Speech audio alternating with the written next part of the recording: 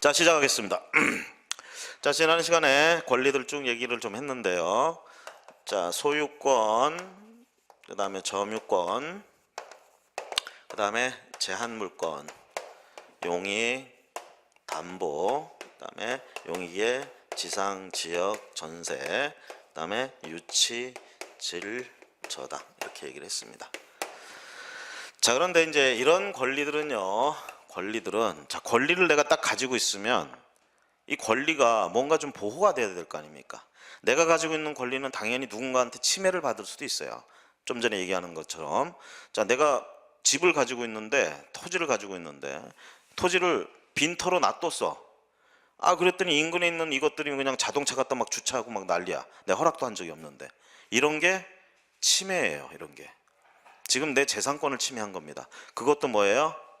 내 토지의 소유권을 침해한 거랑 마찬가지지. 그럼 이런 경우에 그 소유권을 보호하기 위해서 뭔가 조치를 취해야 된단 말이야. 그럼 그런 근거는 어디 있느냐? 이 소유권 자체에 있는 거예요. 소유권에는 뭐 어떤 것들이 있냐? 이런 방해나 이런 것들이 있게 되면 그거를 막을 수 있는 청구권, 권리가 있어. 이런 걸 우리가 물권적 청구권이라고 불러요. 그래서 일반적으로 물권에는요, 평상시에는 안 나와. 그 권리는 평상시에는 침해가 없으면 나올 일이 없지. 그냥 저 권리대로 하면 돼요. 근데 저 권리를 행사하는 게 방해를 받는다. 심지어는 내 물건을 누가 뺏어가 버렸어. 그렇죠? 내가 소유권을 가지고 있는 물건을 뺏어갔어. 이거 침해잖아. 그렇죠? 이렇게 되면 내가 소유권을 행사할 수가 없는 거죠. 그러면 저걸 뺏어오던가 뭔가를 해야 될 거 아니에요. 그럴 때 이제 조심하실 게 뭐냐면 자력구제가 안 되는 거예요. 누가 뺏어갔는지를 알았어. 그래서 내가 또박또박 가서 한 대 때리고 뺏어온다. 안 돼요. 법에 청구해야 된단 말이에요. 재판을 청구하고 소송을 제기해야 돼. 이런 것들이 뭐에 기해서? 물권적 청구권에 의해서 이루어진다는 얘기입니다. 그럼 소유권을 가지고 있으면 평상시에는 그냥 소유권 가지고 행사하면 돼. 이게 이제 침해를 받았을 때, 이게 이제 비상사태라는 거지. 자, 누군가 뺏어갔어. 그러면 반환 청구할 수 있어야 되고요. 누군가가 뺏어가지는 않지만 내 소유권 행사를 방해를 해. 방금 얘기한 것처럼 빈터로 놔뒀더니 곧 집 지으려고 하는데 거기다 차 들이대 갖다 내놓고 주차해놓고 차도 안 빼고 열받게 하는 거지. 이런 건 방해잖아. 그러면 방해 제거 청구. 그 다음에 실질적으로 방해하거나 뺏어가진 않았지만 심히 그럴 것 같아. 얘가 지금 막 고민하고 있는 게 내 거 뺏어갈 것 같아. 아니면 방해할 것 같아. 이런 우려가 있을 수도 있잖아요. 이런 거 실제로 그런 일이 일어나기 전부터 막는 게 좋겠죠. 그래서 방해 예방 청구권, 이런 것들이 있단 말이야. 이런 걸 우리가 묶어서 뭐라고 하느냐? 물권적 청구권이라고 부르고, 소유권을 가지고 있다 그러면 그 안에 내재되어 있는 권리예요. 그래서 비상시에 그 권리가 딱 나오는 거야. 전가의 보도처럼 칼이 옆에서 탁 넣어가지고 보호를 쫙 해주는 거야. 평상시에는 나올 필요가 없어. 침해를 안 받고 있는데 뭐하러 나와. 그렇죠? 자, 이런 소유권에 의한 물권적 청구권이 있고요. 점유권에 의한 물권적 청구권도 있습니다. 점유권 자체를 보호해 준다고 그랬죠. 점유하고 있는 것 자체. 그렇죠? 그러면 우리가 이렇게 생각해 볼 수 있어요. 갑하고 을하고, 자, 갑의 집에 임대차 계약을 했어요. 얘는 임차인이야. 임차인. 임차권자입니다. 결론적으로. 그렇죠? 얘는 소유권자고요. 얘 직접 점유하고 있죠. 얘를 간접 점유자라고 불러요. 이렇게 되면 얘는 여기 없어. 간접 점유자. 얘도 점유권 인정해 준다고. 아시겠죠? 그럼 얘가 지금 점유하고 있어요. 점유하고 있는데 이 임차권자는 물권이 있나요, 없나요? 임차권은 물권이 아니죠? 채권이죠. 채권이라고 지난 시간에 제가 입에 거품 물고 얘기했잖아요. 실제 거품은 안 나는 것 같은데. 자, 그런데 얘가 이걸 점유하고 있어요. 점유권이 있어요, 없어요? 직접 점유권 있잖아요. 그럼 얘는 결과적으로 이걸 점유하고 생활하고 있으면 임차권이라는 채권 가지고 있고 점유권이라는 물권도 가지고 있는 거나 마찬가지예요. 자, 그런데 여기에 A가 어느 날 버젓이 들어와 가지고 이 집에 딱 들어와서 자기가 주인인 양 얘를 못 들어오게 막고 있어. 못 들어오게 막고 있어. 그러면 얘가 얘한테 내 집 내놔라, 이 집 내놓으라고 임차권에 기해서 말할 수 있나요? 임차권에 기해서. 임차권은 채권이라고 그랬잖아요. 누구한테 청구할 수 있는 권리예요? 얘한테 청구할 수 있는 권리. 얘 임대인한테. 얘가 채무자잖아. 그거에 대해서는. 얘한테 행위를 요구할 수 있는 권리죠. 그렇죠? 그러니까 임차권에 기해서는 얘한테 뭐라고 할 수가 없어요. 하지만 뭐가 있다고 그랬어?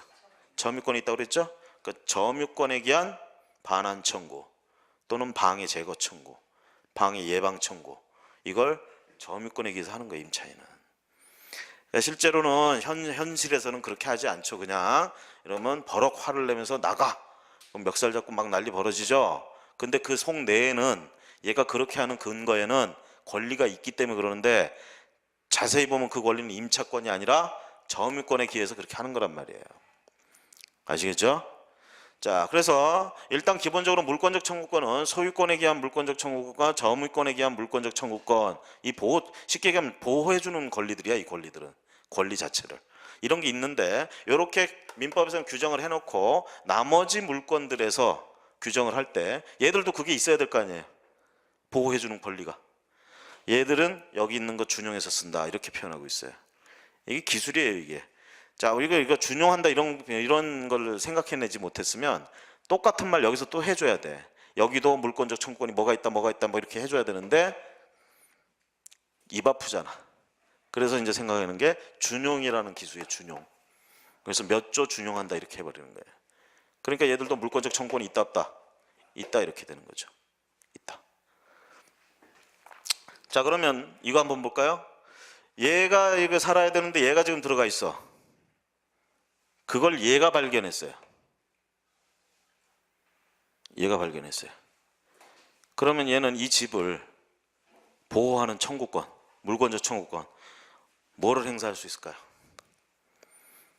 갑은 소유권자로서 소유권에 기한 물권적 청구권을 행사할 수도 있고, 간접 점유하고 있으니까 점유권자죠? 점유권에 기한 반환 청구도 할 수 있고. 근데 소유권에 기한 반환 청구나 점유권에 기한 반환 청구를 할 때요, 중요한 건 나한테 반환하라고 청구할 수가 없어요. 얘한테 반환하라고 청구를 해야 돼. 얘는. 그런 것들 차이점이 좀 있고요. 자, 어쨌든 점유권 뭐 그런 권리고, 그다음에 물권적 청구권이라는 게 존재한다라는 거. 물권적 청구권. 자, 그러면 물권적 청구권이라고 이렇게 이름 부르는 것들, 이런 것들은 성격이 뭘까요? 물권일까요? 채권일까요?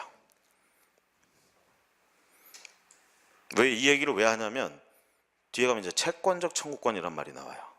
채권적 청구권. 그래서 물권적 청구권과 채권적 청구권을 비교해야 돼. 그럼 얘들은 어쨌든 얘들도 권리잖아. 그러면 권리는 제가 그랬잖아요. 물권 아니면 채권이라며. 그럼 얘들은 물권에 들어가냐 채권에 들어가냐, 이걸 물어보게 되거든요. 물권적 청구권은 물권으로 해석을 하시는 게 좋습니다. 물권 쪽에 가까운 권리예요.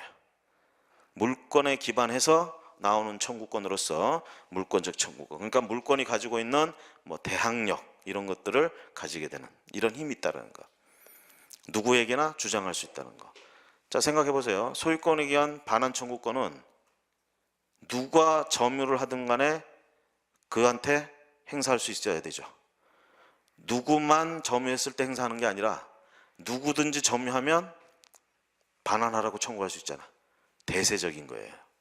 그래서 물권적 청구권은 물권의 의미로 보시면 되겠고, 채권적 청구권은 채권의 의미로 보시면 됩니다.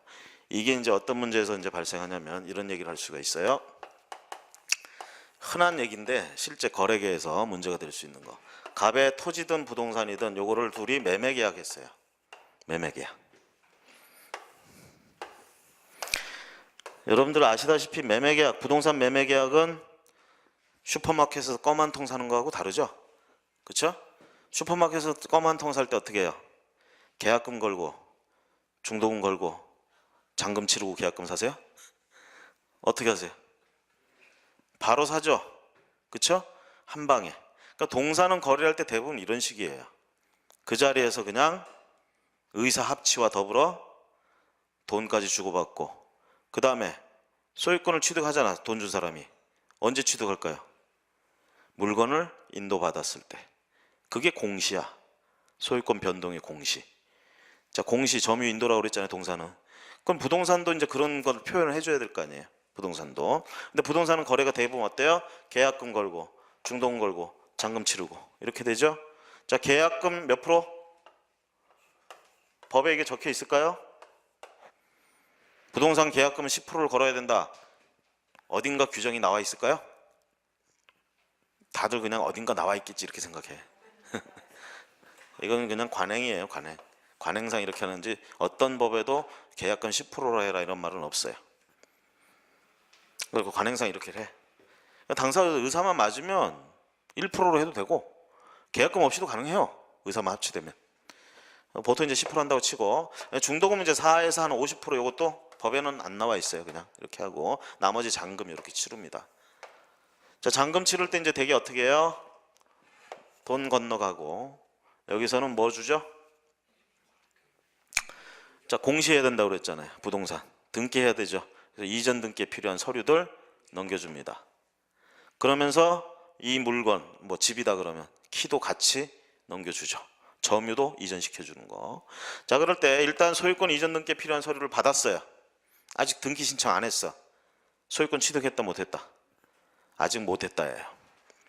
부동산 물권, 우리가 이런 걸 물권 변동이라고 얘기하는데 권리가 여기 있다 여기로 간단 말이야.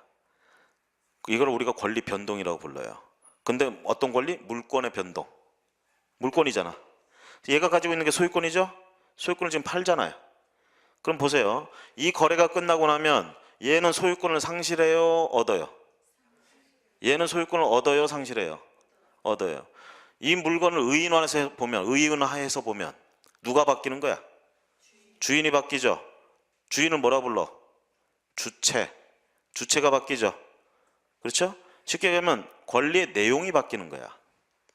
그럼 보세요. 요 계약을 하나 해가지고 결과적으로 뭐예요? 소유권이 소멸하기도 하고 발생하기도 하고 내용이 바뀌기도 하고 이거를 발생, 변경, 소멸이라고 불러 우리가. 발생, 변경, 소멸. 요걸 싸잡아서 뭐라고 부르냐? 변동 이렇게 불러요. 그래서 권리 변동이란 말이 나옵니다. 권리 변동. 자, 그러면 권리 변동이 결과죠. 권리 변동이 결과잖아. 그럼 이 결과를 일으킨 원인은 뭐야? 원인. 처음에 이거 했잖아, 이거. 매매 계약 때문에 결과가 발생했죠. 그러니까 이게 원인이에요, 원인. 결과는 뭐야? 권리 변동. 원인은 매매 계약. 결과는 소유권 변동. 그렇죠? 그러면 원인과 결과가 됐단 말이죠. 결론적으로 이게 뭐 세상의 모든 것들은 원인이 있으면 결과가 있는 거야. 그럼 이런 원인이 되는 건 매매 계약만 있느냐 이 얘기죠. 무수히 많다고 그랬죠. 제가 아까 지난 시간에 뭐라고 그랬어요? 지난 시간에 뭔가를 바꾸고 하는 거, 권리를 발생시키고 뭐 이런 것들은 크게 사람의 정신작용과 사건 이렇게 나눠질 수 있다고 그랬죠? 그러면 사람의 정신작용이 들어가는 거예요. 지금 매매 계약한 건 뭐예요? 의사표시했죠? 내가 얼마에 팔게, 얘는 얼마에 살게. 그 금액이 지금 딱 맞은 거야. 의사합치. 그래서 매매 계약이 성립했어요. 이것 때문에 권리가 변동했어요. 원인 결과. 그러면 의사표시라는 건 결과적으로 권리 변동의 원인이 될 수 있네요. 그렇죠? 그렇잖아요. 제가 지금 설명하는 건요, 우리 경매하고 어쩌면 상관이 별로 없을지도 모르지만 경매의 뭐 권리 내용이라는 권리 분석이나 이런 걸 하기 위해서 기초가 되는 내용입니다. 지금 말씀드리는 건 학문적인 얘기고 용어 설명에 가까운 얘기이기 때문에 좀 지루할 수는 있지만 열심히 들어주시기 바랍니다. 아시겠죠? 권리 변동이라는 말 했어요. 그 다음에 그걸 일으키는 원인 얘기하는데요. 원인은 지금 의사표시 때문에 그랬단 말이야. 그런데 이런 거 말고도 사건, 아까 교통사고 한번 생각해 보세요. 교통사고 때문에 손해배상 청구권이 생겼잖아. 권리가 어떻게 됐어요? 발생했죠? 뭐 때문에? 교통사고 때문에. 이거는 사람의 정신작용이 들어갔다 안 들어갔다? 안 들어갔다. 사건이라고 부른다고 그랬잖아요. 자, 이것도 그러니까 원인이네. 원인이네. 그렇죠? 그 다음에 아기가 태어났어. 아기가 태어났어요. 아기가 태어나는 순간 권리의 주체입니다. 민법에서 제가 아까 얘기했죠. 권리 주체에 대해서 총칙에서 얘기하고 있다고. 뭐라고 규정되어 있냐면 사람은 살아있는 동안 권리와 의무의 주체가 된다 이렇게 돼 있어요. 여기서 이제 문제는 사람은 살아있는 동안이라고 그랬어요. 그러니까 뱃속에 있는 아기는 살아있는 거야? 사람이야? 아니에요? 이게 문제예요. 뱃속에 있는 아기가 사람이냐 아니냐 이거. 규정에는 분명히 뭐라 해야 돼? 사람은 살아있는 동안 살아있는 동안 권리와 의무의 주체가 된다 이렇게 돼 있거든. 그러면 문제는 나는 사람이죠. 여러분도 사람이죠. 이건 분명한데 뱃속에 있는 아기는 사람이냐 아니냐 이 얘기죠. 뱃속에 있는 아기는. 이게 뭐하고 연결 문제가 되냐면 상속하고도 걸리고요. 상속. 자, 사람만이 상속할 수 있어요. 아시겠어요? 권리와 의무 주체가 된다고 그랬으니까 사람이. 태아는 어떻게 하냐 이 얘기죠. 왠지 그러죠? 왠지 그렇죠? 태아는 사람이 아닐 것 같죠? 그렇죠? 사람은 사람이 아니문이다. 그죠? 자, 태아는 이거는 이제 그 나라마다 입법 정책이에요. 이건 또 우리나라에서는 일단 태아는 사람이 아닙니다. 사람이 아니고요. 그럼 언제부터 사람이냐가 문제야. 언제부터 사람일까요? 응? 그 이제 태어나면인데 그 태어난 걸 언제 태어난 걸로 보느냐 이 얘기인데 머리만 이렇게 딸락 나왔어. 사람이에요? 이것도 이제 학설들이 굉장히 이제 학자들이 이런 거 가지고 싸우는 거예요. 쉽게 얘기하면. 그럼 이제 판사도 이런 걸 판단해야 되는 경우들이 와요. 결과적으로. 그래서 학설은 학자들이 싸우는 거고 판례에서 결과적으로 유권 해석이라고 그러는데 판례는 판사님이 딱 재판하면 따라야 되죠. 이건 권력이 있는 거야. 근데 학자들이 하는 판단은 권력이 없어요. 그냥 지들끼리 하는 소리야. 학문에서는 하는 거고. 자, 그랬을 때 이제 그걸 우리가 무권 해석이라고 그러는 거야. 그건 권한이 없이 하는 거고 이 판사님들이 하는 게 유권 해석. 그래서 우리가 항상 이런 법학을 공부할 때는요. 판례 입장하고 그다음에 학자들의 입장 뭐 이런 것들도 같이 공부를 하는데 일단 예를 들면 전부 노출설이라고 합니다. 우리가 전부 몸에서 나와야 사람이다 이렇게 되는 거예요. 아시겠죠? 머리만 딱 나와가지고는 사람이 아닙니다. 온몸이 다 나와야지 사람. 이게 다수설 입장이고 판례도 이 입장이에요. 이 입장. 그러면 사람이 또 죽잖아. 그렇죠? 근데 사람이 죽을 때 훅 하고 죽으면 괜찮은데 안 그런 거 많죠? 뭐 식물인간이 뭐 이런 얘기도 많이 아시잖아. 어? 그럼 이거 사람인지 아닌지 이런 상황이 된다는 얘기죠. 어? 지금 이 호흡기 꽂고 이건 죽었는데 이건 뛰고 있어. 이걸 상속을 해야 돼 말아야 돼. 이런 문제들. 언제 죽은 걸로 보느냐 이 얘기예요. 언제 사람이 아닌 걸로 스스로 보느냐. 이거는 또 맥박 종지설 이렇게 얘기합니다. 심장 종지. 심장이 멎었을 때. 그러니까 뭐야? 뇌사 상태는 사람이라는 얘기입니다. 사람. 지금 이거 이제 조절하자는 얘기가 많이 나와요. 학계에서. 죽는 거는 심장이 뛰는 게 기준이고 사는 거는 심장이 뛰는 게 기준이 아니잖아요. 그렇죠? 태아가 4주 만에 심장이 뛰는 게 그렇죠? 그 기준이 아닌 거잖아요. 예. 근데 제가 그렇게 한 건 아니고요. 자, 어쨌든 지금 심장 종지설 이렇게 해가지고 사망을 그렇게 보고 있습니다. 자, 그래서요 사람이 권리의 주체인데 그렇다면 태아는 사람이 아니라고 그랬어요. 뱃속에 있는 동안에. 그런데 문제는 어떤 문제가 생길 수 있느냐? 전에 몇 달 전인가 그 교통사고 있었죠. 임산부 빵 사다 주려고 남편이 나갔다가 차에 치였잖아. 그렇죠? 자, 차에 치였어요. 그럼 일단 뭐예요? 불법행위에 의한 손해배상 청구권이 발생을 해요. 권리가 생겼죠. 근데 이 사람은 죽었어요. 권리와 의무의 주체가 아니죠. 그렇죠? 근데 이것도 문제가 뭐냐면 치이는 순간 즉사했어요. 그러면 손해배상 청구권이 생기긴 생기는데 이걸 가진 적이 있느냐 이게 문제야.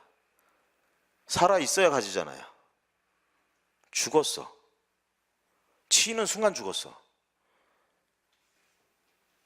그러면 사람이 아니니까 손해배상 청구권이 발생 안 했다 이렇게 되는 논리적으로 하자면.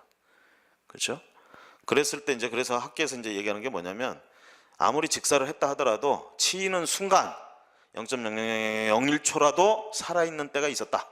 그러니까 권리를 취득했다. 손해배상 청구권.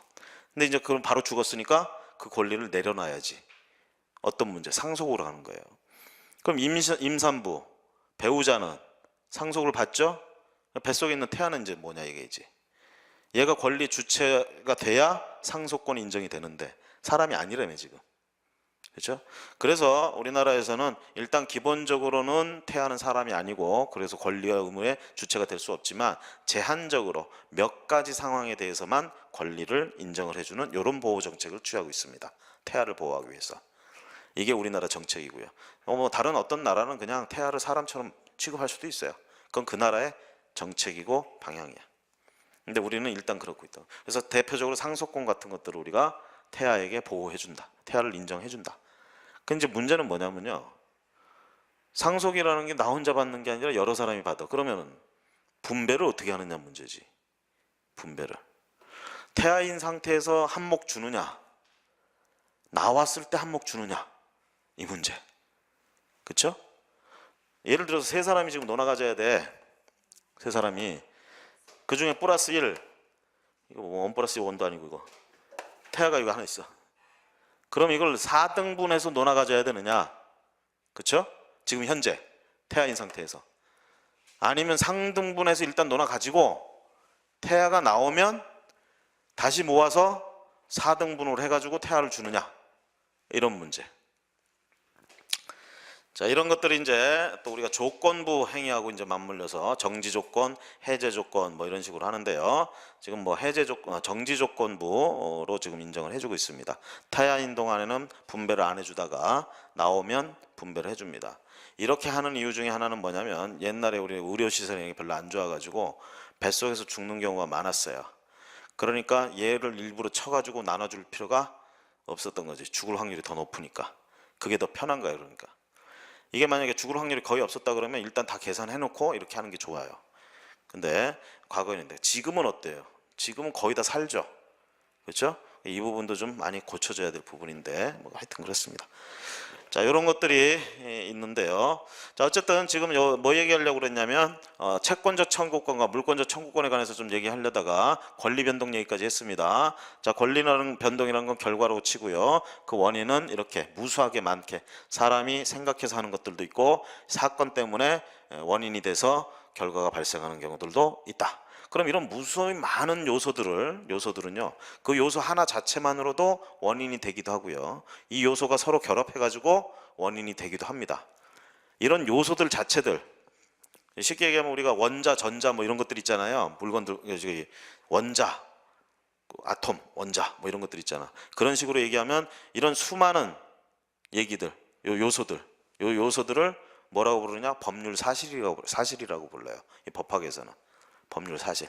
그러니까 법률 사실들, 이 수많은 요소들은 하나로도 요건이, 이 원인이 될 수도 있고 두 개가 이상이 합쳐가지고 원인이 될 수도 있습니다. 우리가 이런 걸, 매매계약 같은 거를 의사 표시해가지고 성립하는 이런 거를 법률행위라고 불러요. 법률행위. 그러면 의사 표시 자체는 뭐라고 그러냐? 법률 사실이라고 부릅니다. 요소 중에 하나야. 근데 이 요소가 매매계약은 두 개가 합쳐져 가지고 원인을 돼서 결과가 나왔어. 그러면 이런 것들을 법률 행위라고 불러요. 그러면서 이렇게 원인이 되는 것들을 요건이라고 부릅니다. 법률 요건. 그래서 요소 자체를 지칭할 땐 법률 사실이라고 부르고 그 사실들이 이제 어떤 포지션을 취해 가지고 결과를 바로 발생시킬 수 있는 자세가 되면 그건 요건이라고 불러요. 법률 요건. 원인이다 이거지. 원인. 그렇죠? 그럼 법률 행위는 법률 요건이다 이렇게 되는 겁니다. 법률 행위는 법률 요건이다. 의사 표시를 필수 불가결의 요소로 하는 법률 행위다. 법률 요건이다. 이렇게 얘기를 합니다. 나중에 시험 공부하실 때 참고하시면 되겠고요. 갑자기 시험 강의. 자, 어쨌든 자, 원인 결과 나옵니다. 원인 결과 나오는데요. 자, 이거 한번 생각해 봅시다. 우리가 결과적으로 물권 변동에 관한 얘기입니다. 권리 변동. 자, 이걸 통해서 이 과정을 통해서 소유권자가 바뀌어. 물권이 변동된단 말이죠. 그러면 언제 소유권자가 바뀌었느냐? 이게 문제예요. 언제 얘가 소유권을 취득했느냐? 이게 문제라는 얘기지. 그렇죠? 그러면 우리나라는 정책적으로 어떻게 하느냐? 이런 법률 행위, 의사 표시해가지고 물건을 변동시킬 때는 공시까지 맞춰야 물건을 취득한 걸로 본다 이렇게 하는 거예요. 제가 공시까지 맞춰야 된다고 표현했으니까 동산일 경우하고 부동산일 경우하고 나눠서 봐야 되겠죠. 동산의 경우에는 공시 방법이 점유 또는 인도라고 그랬죠.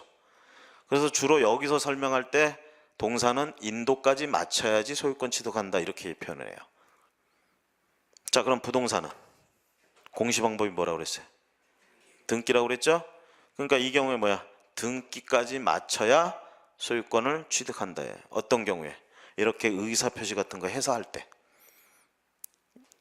이런 행위를 해가지고 소유권을 취득할 때는 등기까지 맞춰야 된다. 혹시 여러분들이 법전 뒤져보시려면 185조를 보시면 됩니다. 186조를 보시면 되겠어요. 거기 보면 물권 행위를 통한 물권 변동을 하려면 등기함으로써 성립한다 이렇게 돼 있어요. 물권 행위에 의한 물권 변동은 등기함으로써 성립한다. 등기. 아시겠죠? 자, 그래서 어떻게 되느냐? 자, 잔금 다 치르고 이전 등기 필요한 서류 받았어요. 아직 소유권 취득 못했습니다. 아직 취득 못했어요. 그러면서 소유권은 취득은 못했지만 아무런 권리가 없을까요? 응? 자, 이거 한번 생각해보세요. 계약했어요. 계약. 소유권자 누구예요? 갑이죠? 그럼 을은 아무 권리도 없을까요? 아무 권리도 없어요? 잔금대가 됐어요. 아무 권리도 없어요? 잔금을 지불하면서 어떤 권리가 발생해요? 돈 다 주면 결과적으로 을은 뭐예요? 자기 채무를 다 이행한 거잖아. 그렇죠? 그러니까 갑 보고 너도 의무를 이행해라 하라고 요구할 수 있겠죠? 갑의 의무가 뭐예요? 갑의 의무가 이것을 여기에게 넘겨주는 의무. 이게 행위잖아. 그걸 요구할 수 있는 권리가 얘한테 생긴단 말이에요. 이건 뭐다? 채권이다 이거죠. 채권. 그래서 얘가 얘한테 이걸 넘겨달라고 이 상황에서 이런 과정 속에서 얘기하는 거 이거는 채권적 청구권이다 이렇게 불러요.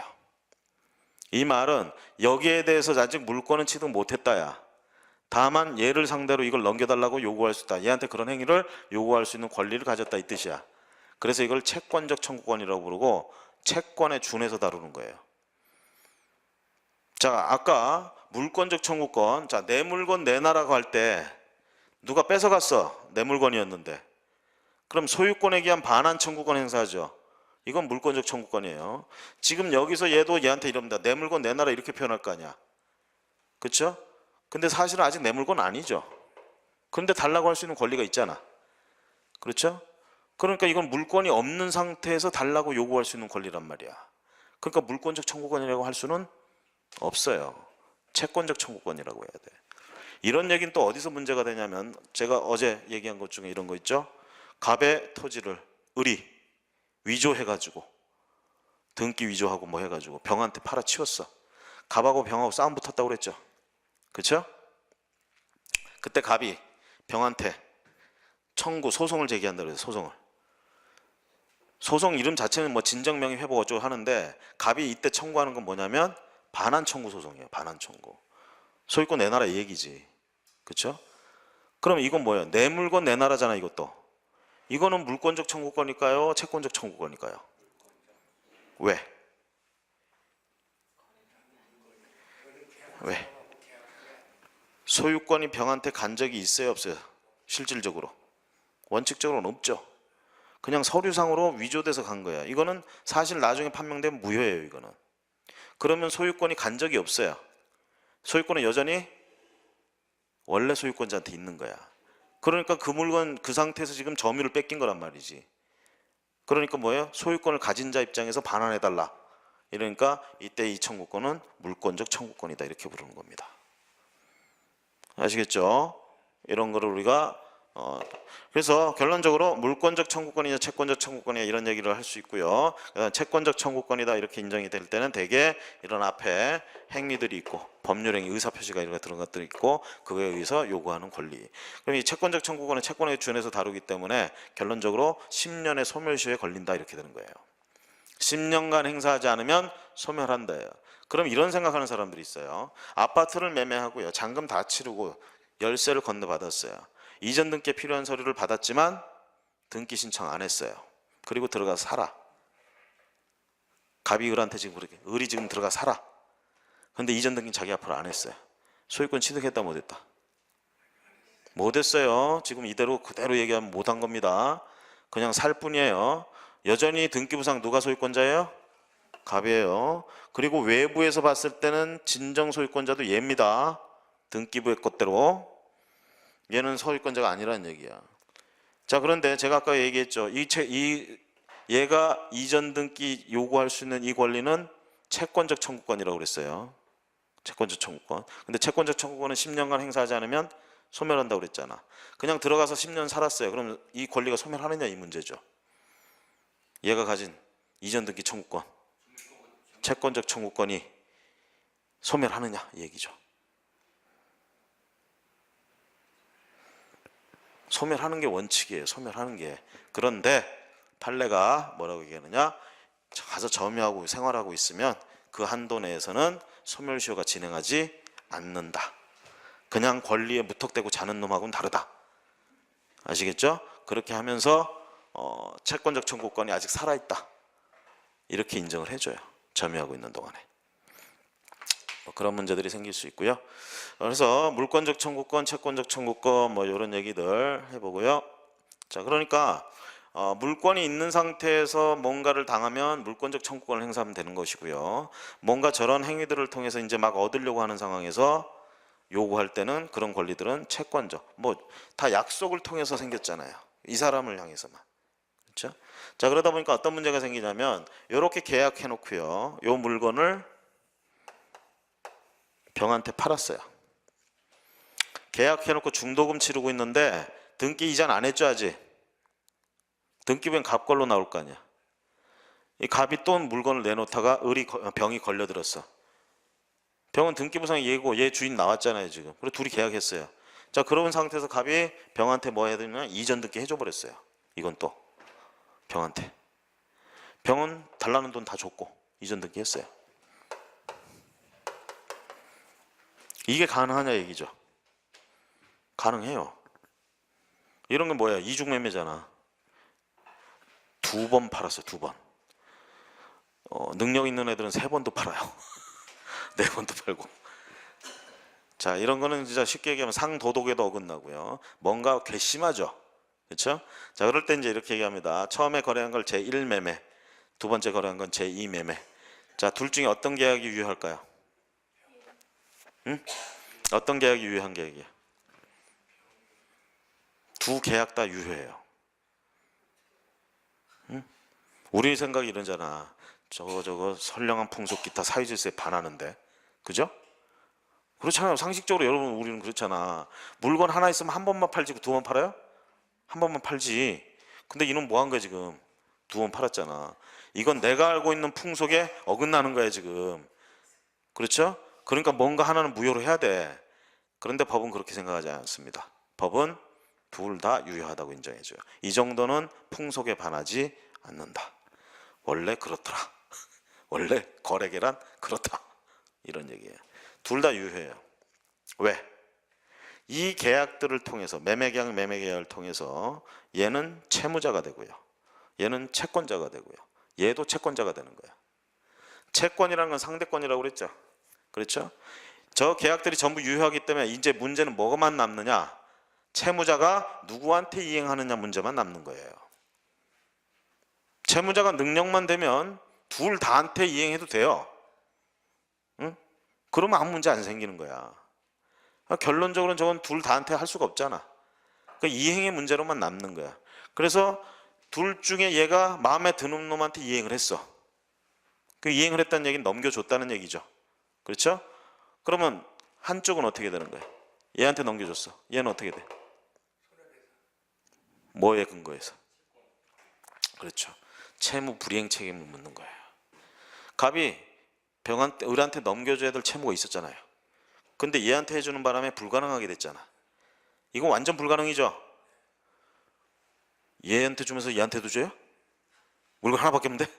안 되죠. 그러니까 여전히 확실하게 얘한테는 채무를 불이행하게 되는 거예요. 얘 채무 불이행 책임을 묻는 거예요. 손해배상 청구권 하는 겁니다, 결론적으로. 그래서 둘 다 유효로 처리하고 이런 손해배상 청구권 문제를 해결을 해버려요, 법은. 저 무효가 아닙니다, 유효예요. 그런데 요게 선량한 풍속 기타 사유질서에 반하는 경우가 있어요. 그렇죠. 두 번째 매매가 풍속에 반하는 경우가 있어요. 어떤 경우냐? 얘가 요런 게 있었다는 걸 알기만 해서는 안 되고요. 얘가 이렇게 두 번 팔아먹는데 적극 가담해야 된다, 이렇게 얘기합니다. 그냥 얘는 풍문으로 들었어, 저렇게 계약이 된 거를. 근데 얘가 팔겠대. 그럼 샀어. 이건 적극 가담이 아니에요. 그러면 이거는 유효한 거야. 유효. 요게 무효가 되려면 풍속에 반해야 돼. 그럼 적극 가담해야 돼. 그 적극 가담은 뭐냐면 요걸 팔았다는 걸 알면서 찾아가 가지고 내가 조금 더 줄게, 아니면 기왕이면 나한테 팔아 라고, 흔한 말로 뻔뿌질이라고 그러죠. 이걸 했을 때 이런 걸 적극 가담이라고 그래요. 이러면 무효다. 이게 무효가 되면 어떻게 돼요? 얘한테 이전 등기까지 해줬는데 이게 무효래. 원인이 얘 소유권 가졌죠. 지금 이것 때문에 가졌잖아. 원인 결과죠. 원인이 지금 무효래. 결과는 이거 원인 없이 가진 거죠. 이런 걸 부당이득이라고 불러요. 원인 없이 취득한 걸 부당이득이라고 합니다. 부당이득이라고 불리는 순간 어떻게 해야 되느냐? 반환해야 돼요. 부당이득 반환의 법리. 그러니까 얘는 어떻게 해야 돼? 이 토지를 다시 돌려놔야 되고, 얘는 계약금 돈 받은 거 토해놔야 돼. 이게 정상적인 부당이득 반환이에요. 그런데 부당이득 반환 법리에 이렇게 무효면 반환해야 되는데 단 하고 단서가 붙어요. 불법 행위를 저지른 자들은 부당이득 반환 청구를 할 수가 없다, 이렇게 되고 있어요. 선량한 풍속 기타 사유질서에 반하는 짓을 해가지고 무효가 됐죠. 서로 같이 노력해서 그렇게 됐죠. 그러면 부당이득 반환 청구를 서로 간에 못하는 거예요. 얘는 돈 달라고 말 못하고 얘는 부동산 돌려달라고 말을 못하는 겁니다. 이게 부당이득 반환 법리예요. 이게 부당이득 반환 법리는 첫째, 원인이 없어지면 부당이득이니까 반환해라.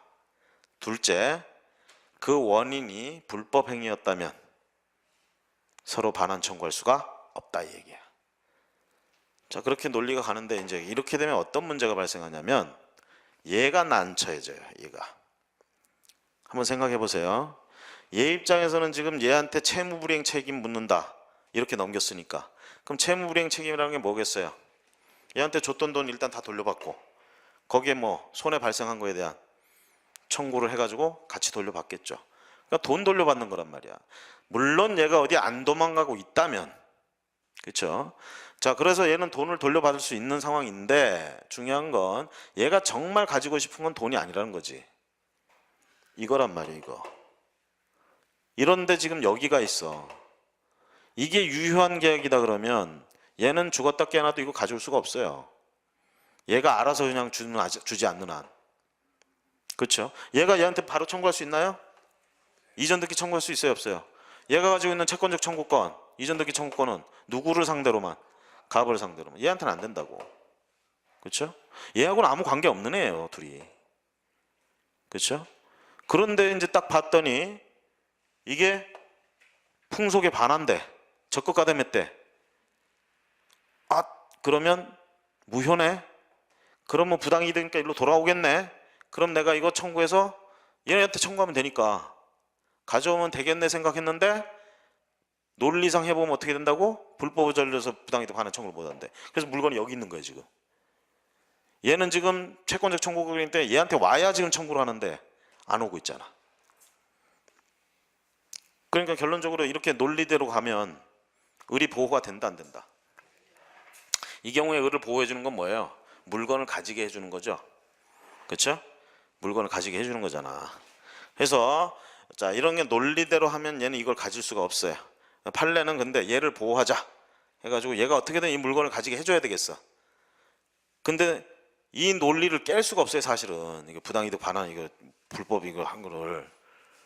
그래서 판사님들 어쨌든 얘를 보호해야겠다는 취지하에 그냥 갑자기 비약적으로 전혀 논리적이지가 않습니다. 그냥 얘를 보호하기 위해서 이 경우에만 이거를 여기다 갖다 놓을 수 있다. 이걸 여기다 갖다 놓는데 얘에 대한 채권자죠. 채권자 입장에서 이 재산이 일로 가버린 건 채권자를 해하는 행위야. 그러니까 어떻게? 채권자 사회행위다. 그러니까 채권자 대의권을 행사해서 요 경우에 이거를 여기다 갖다 놓고 얘가 채권자로서 얘 대신 반환 청구해서 여기다 갖다 놓고 자기 채권 이전 등기 청구권 행사해서 가져갈 수 있다. 이렇게 판례가 지금까지도 정리돼 있어요. 자, 이게 논리적으로 맞는 얘기는 아닙니다, 사실. 근데 뭐 판사님들이 궁여지책으로 내는 방법이에요. 지금 계약금 내고 중도금 내고 잔금을 치러야 되잖아요. 네. 그 기간이 다 채워져야 그게 되는 거예요? 아니면은 중도금 뭐 계약 우리가 대개 보면 이행이 들어간 때, 우리가 계약금이 걸린 상태 말고 그 이후에 실제로 채무를 이행하기 위해서 이행이 들어간 때 이렇게 얘기를 합니다. 대개 이제 중도금이죠, 기준이. 중도금 치렀을 때.